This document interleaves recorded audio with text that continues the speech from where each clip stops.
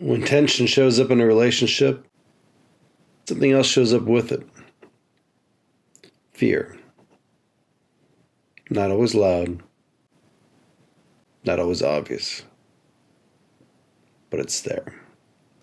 Fear of losing connection, fear of making it worse, fear of saying the wrong thing. And that fear drives behavior. Some people push forward.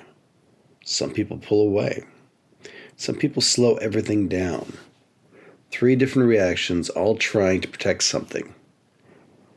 Let's talk about what's really happening in these moments.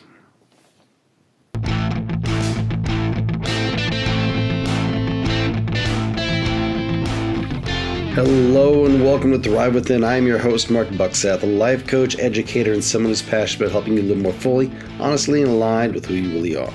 This podcast is your space for real talk and focused coaching on things like confidence, purpose, boundaries, self-doubt, and personal growth. So whether you're on a walk, taking a break, or just giving your brain a moment to breathe, I am so glad you're here. Let's get into it. There's a moment that happens in almost every close relationship. It's a shift. Something the conversation changes. Maybe the tone changes. Maybe somebody reacts differently than you expected. Maybe a comment lands wrong. Nothing dramatic, but something feels unstable. Not broken, just unstable. And when connection feels unstable, the nervous system reacts immediately. Because relationships matter, especially the ones closest to us. When instability shows up, the brain starts asking questions fast. Is this turning into an argument? Did I say something wrong? Are we drifting apart? And underneath those questions, fear activates. Not panic, just activation. Your brain is trying to protect the relationship. And the interesting part is how different people try to do that. When fear shows up in a conversation, people tend to fall into one of 3 patterns: the fighter, the runner, or the processor.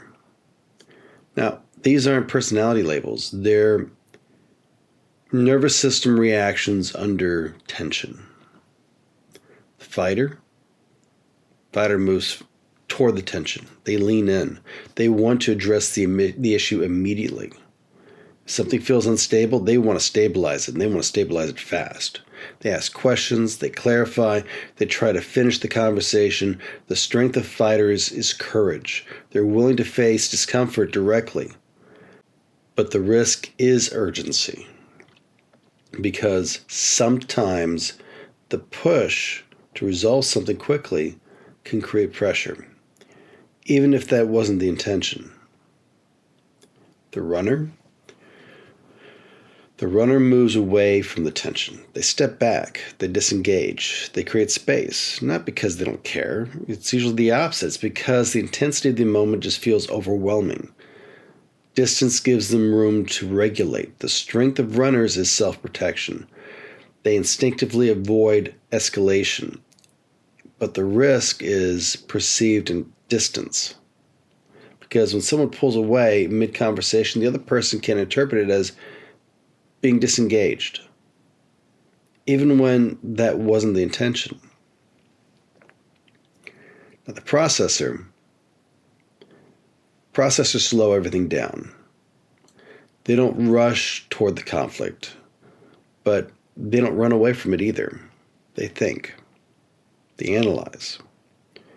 They internally organize their emotions before responding.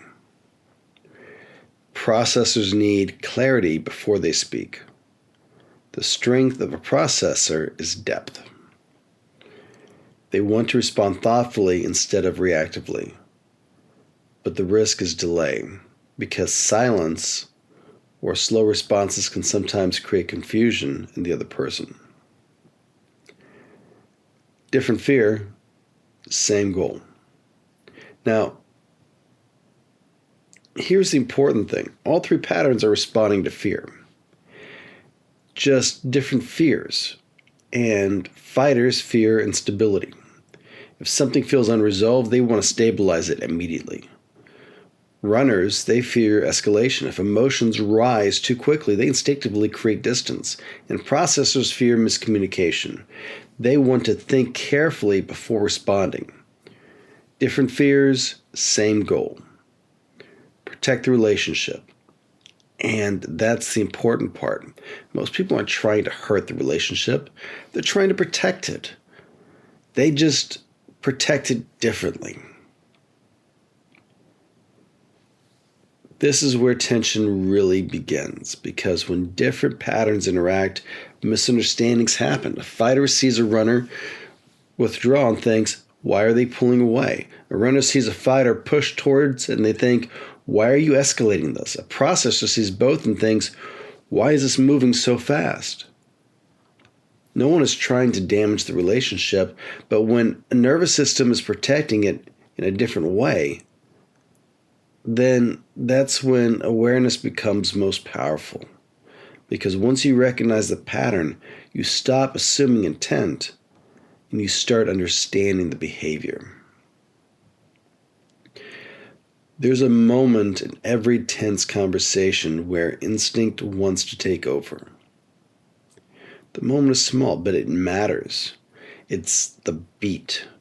The beat is the pause between reaction and response. For fighters, the beat interrupts urgency.